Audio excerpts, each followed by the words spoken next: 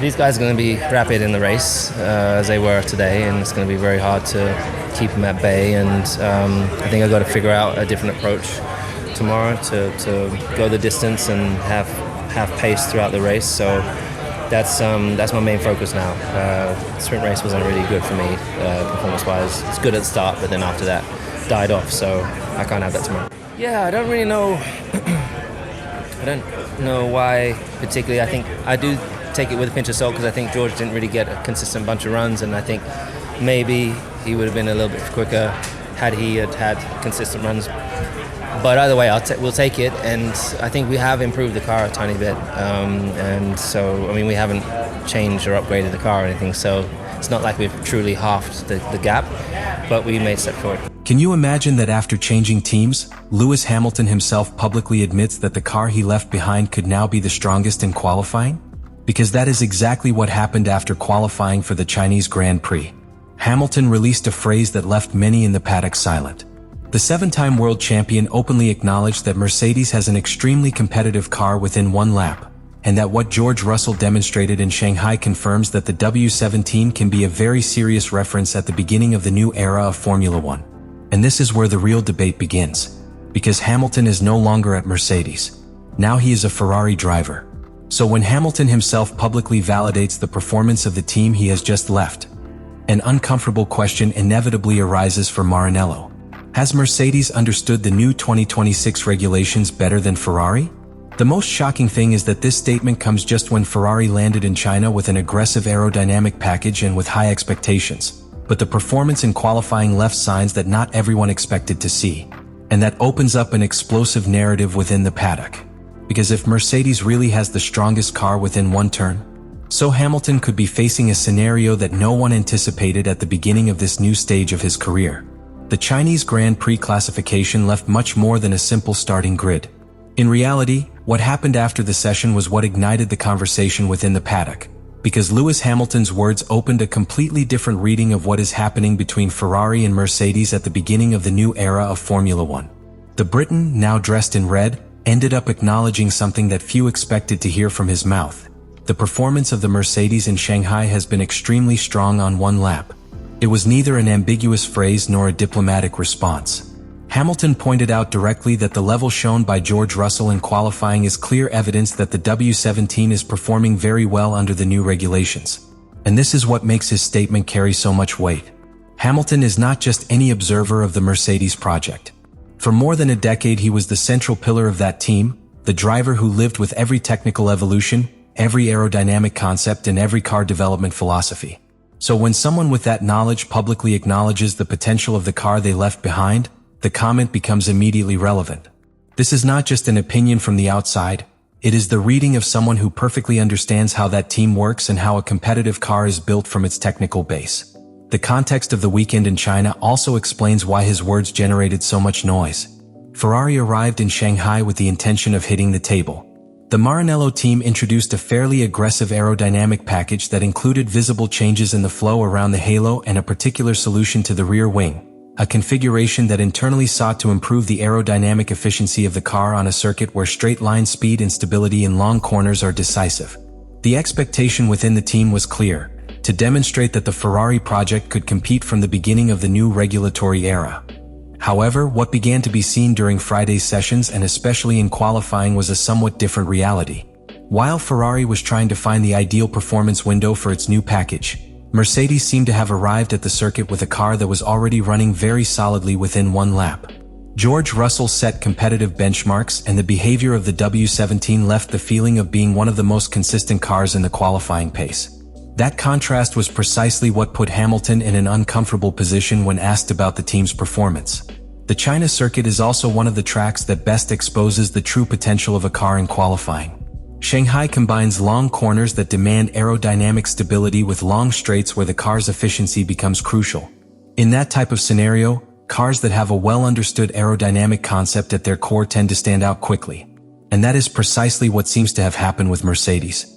While some teams are still looking to adjust their setups to adapt to the new regulations, the W17 has shown a consistency that suggests its technical concept may have been right from the start. This is especially relevant when we compare it to Ferrari's situation. The Italian team arrived in China with the intention of showing an aggressive evolution of its car. The aerodynamic modifications introduced to the car, including changes to the flow around the halo and a particular solution to the rear wing, reflect a rather daring development philosophy. Ferrari is trying to push the limits of the regulations to find performance, which demonstrates technical ambition, but also implies an obvious risk. When the concept is not yet fully optimized, finding the ideal operating window can be much more complex.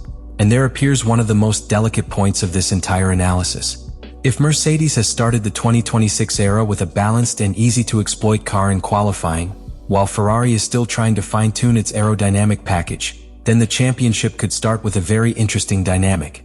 Because in Formula One, the team that gets the basic concept right first usually enjoys a crucial advantage during the first few races. That advantage isn't always huge in terms of lap time, but it can make the difference between fighting for pole or being stuck a few positions further back on the grid. Hamilton's words in this context seem almost an external validation of that scenario. When the Briton claims that Mercedes is showing very strong one-lap performance, he is implicitly acknowledging that the W17 technical project could be a step ahead in this initial phase. And that is something that inevitably changes the narrative of the championship. For months, much of the attention focused on Hamilton's arrival at Ferrari as the start of a new era for the Maranello team. However, if Mercedes has really managed to adapt better to the new regulations, the story could unfold in a very different way than many imagined. There is also another psychological element that we should not ignore. Formula One is a deeply mental sport for both the drivers and the teams. Public statements have enormous weight within the paddock because they influence the narrative that surrounds each team. When a driver of Hamilton's caliber recognizes the potential of a direct rival, the message is immediately amplified.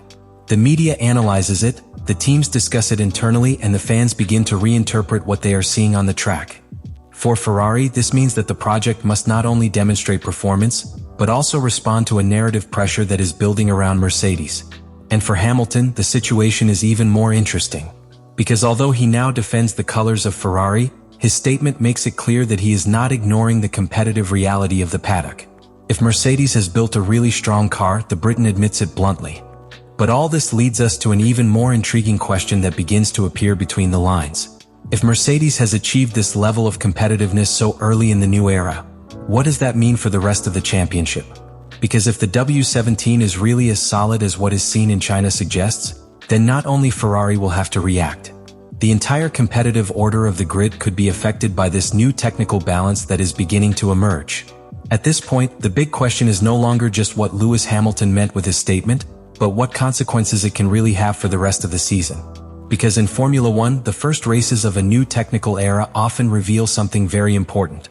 Who has understood the regulations best from the beginning? And when that happens, the team that gets it right first can build a strategic advantage that extends for much of the championship. The recent history of the category constantly demonstrates this. Whenever new regulations are introduced, some teams quickly find the right concept while others need months to figure it out. And what we are seeing in China could be precisely that initial moment when the true balance of power begins to show itself. If Mercedes has managed to build a competitive car from the ground up, with a car that is strong in qualifying and consistent on demanding circuits like Shanghai, then the W17 could become a technical reference for the rest of the grid. But that doesn't mean the battle is decided. In fact, Ferrari is one of the teams that has historically shown the greatest ability to react when it finds the right path of development. The aerodynamic package they introduced in China reflects precisely that mentality, taking risks with aggressive solutions to try to unlock more performance. The problem is that that type of approach takes time to fully understand, because each change in aerodynamics affects the overall balance of the car, tire management, and the way the car generates load in different types of corners. Therefore, what Hamilton said can also be interpreted as an early warning. It does not necessarily mean that Ferrari is at a permanent disadvantage, but it does suggest that the team will have to work hard to close any gap that may exist at the start of the season. And if there is something that Hamilton knows perfectly after so many years in Formula One, it is that the first races are essential to understand the true potential of each project. There is also a human element to all of this that makes the story even more fascinating. Hamilton is not only beginning a new stage with Ferrari, he is also inevitably facing constant comparisons with the team he left behind. While he attempts to build a new project at Maranello, George Russell is establishing himself as the leader of the Mercedes program. If the W17 continues to show that level of competitiveness, Each qualifying and each race will reinforce that narrative that began precisely with this statement in China. In other words, the Chinese Grand Prix could have been the first chapter of a much more complex rivalry. Not only between Ferrari and Mercedes, but also between two sporting projects that represent completely different paths towards the same goal, dominating the new era of Formula One. And perhaps most interesting of all, Hamilton's own statement has added an extra layer of intrigue to this battle. Because when a driver with his experience openly recognizes the potential of a direct rival, he is sending a very clear message to the entire paddock. The fight for dominance of this new generation of single-seaters has just begun. What we saw in qualifying for the Chinese Grand Prix may have just been an early sign. But if Formula One has taught us anything, it's that often the most important clues about who will dominate a season appear precisely in moments like this. The Chinese Grand Prix classification left more than just times on the table or positions on the grid. What really marked the weekend was a statement that revealed how the new balance of power is being configured in Formula One. Lewis Hamilton, now a Ferrari driver, openly recognized the strength of the Mercedes in qualifying, pointing out that the performance shown by George Russell confirms that the W17 is behaving as one of the most competitive cars at the beginning of the new era. Let me know in the comments what you think about all this.